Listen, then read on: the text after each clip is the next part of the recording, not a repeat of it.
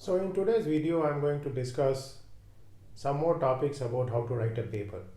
So let us start with the abstract. The abstract is basically a gist of the whole paper or a summary of the paper. So a good time to write the abstract is once you have finished writing the paper. And essentially it should contain a couple of sentences motivating the work, a couple of sentences from the methods and formulation section, then maybe a few points from the results, and finally some from the conclusion. So you don't just copy and paste the sentences from these previous sections, but essentially you write some sentences which give the gist of these sections. And generally it is good to end the abstract with a punchline which contains the main contribution of the paper. For example, that you have discovered some benchmark solution for some equation which can be used to test numerical methods or something like that. So that basically motivates the reader to read the paper further.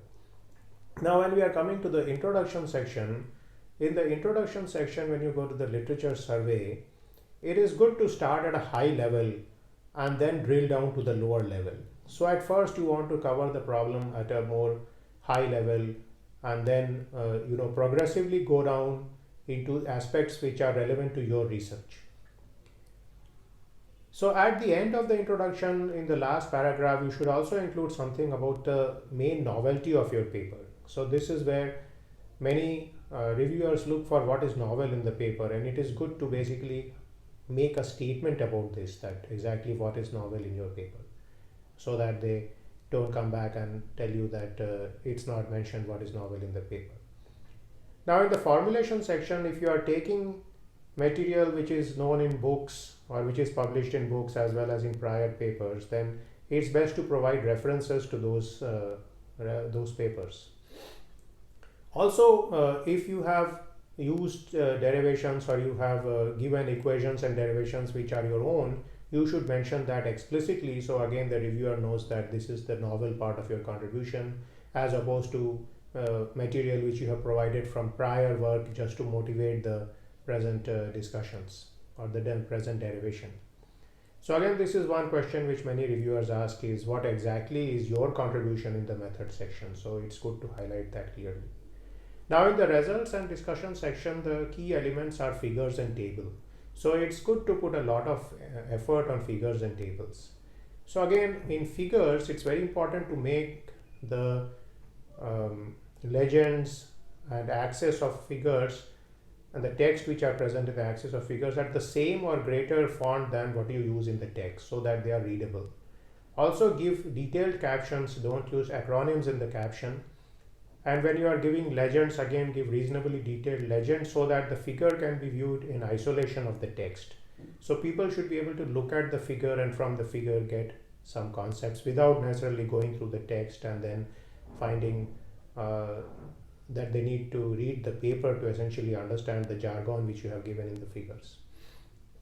Same thing about the tables is that you should provide detailed captions for the table so that people can figure out a lot of things which are in the table by just looking at the table, and they don't have to go to the paper and look at it again.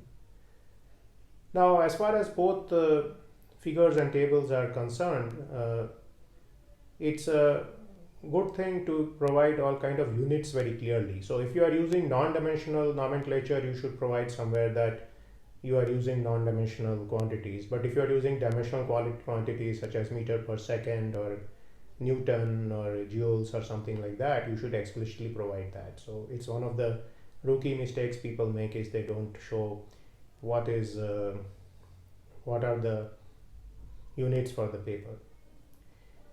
Then when you come to the conclusion section, some people like to put their conclusions in a kind of bulleted form, and some people like to write it as paragraphs. Both of these are okay, and what you can do is peruse the journal and see what are the typical styles which people are following in that journal. So generally that will tell you something about that. Now one more thing is, again, don't reproduce too much material in the conclusion which are present in the introduction and such section. So the conclusion should be quite crisp, and it should basically condense the entire paper into a section where the people know what exactly are your main discoveries which have come out of the paper.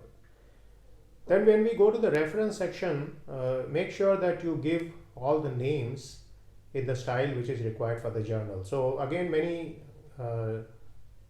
rookie researchers, what they do is they write out the full name of some people, and for some name they will write out the initials. For example, sometimes they will write John Smith, sometimes they will write J Smith, and so on. So make sure you don't write the full names, because that's typically not standard in technical writing. Similarly, in introduction section, don't spell out the full names of the various references. So don't say John Smith has shown that, just say Smith has shown that. So that is the typical style which is used in technical writing. And make sure all your references have this particular format. So don't use John Smith for some references and J Smith for some references. So this is something I find people doing now and then. Then also, when the journal citations are there, make sure you follow the citation pattern very clearly. So for example, if a journal requires volume number, then page number and so on, explicitly follow the style which they have specified in their web page in terms of what they want for the references, and make sure that all your journals follow that. So if you are citing some book, make sure you not only provide the name of the publisher but also the address. So if it's some location, then you need to specifically provide that. So again, these things, if you don't do at this stage, they come back later to haunt you, and they can trouble you later. Now, some more things are that if you are giving your paper to be read by your advisor or guide, then try to make the paper 12-point font, because it's simpler to read. Try to make it double spaced or at least 1.5 spaced. Don't give single point font papers written in 10-point and so on. Okay, so if you use single spacing and 10-point, then it becomes very hard to read those papers. So again, if the journal requires that kind of submission, you can do it at a later stage, but at the stage of reading the paper, it is simplest to read like double spacing and 12-point font. So that should be a standard situation. Now, one more thing to remember is in the introduction section, whatever you write should be your own words. So do not copy and paste from different papers and try to collate that together and come up with a writer, because then you are guilty of something known as plagiarism, which is basically using the material written by somebody else and trying to pass it as your own. And this is considered quite a grave crime in academic and research world, and there are severe consequences to doing this. So one of the things you should always do is always cite papers as far as possible. So if you are taking like material from somewhere, paraphrase the material and cite the publication. So at least the people know that, okay, you have cited the work. And in case you find some sentences extremely attractive as written in some paper, then you can put that in quotation marks and use it in some place, saying that Smith says that, and put it in quotation marks and then write whatever he has said. So again, that is permissible, but do not try to just take some nice sentence from some paper and pass it off on your own, because again, these kind of things come back to haunt you later. So these are some basic outlines which are there when you are trying to write a paper, and there's something to keep in mind whenever you are writing a paper. Now, besides this, you will see that most journals will have a template in their web page. So basically, most journals like to get their papers in Word format or in LaTeX format. So these are the two software tools which are widely used by researchers to write paper. So again, if you write a paper which is largely Word driven rather than mathematics driven, then Microsoft Word provides a good format for writing such paper. And in fact, I have written some papers with some level of equations and all in Word also, because there are certain tools such as MathType with which you can write a lot of mathematics in Word documents also. Now, the advantage of Word can be that you can make your figures and so on in Excel, and then you can import these into the Word document, and many journals like that. Many journals actually like Word submission. But if you are writing a very mathematical paper, then there is a software known as LaTeX, that is LaTeX, pronounced LaTeX, not latex. And so you should try to learn LaTeX, because LaTeX is a very important tool for technical writing. So again, LaTeX is actually a free software. In most places you can get it free. There are also paid versions which have some more things built into them, and there are web-based versions of this software also which have come out. So you can try to experiment with these and see.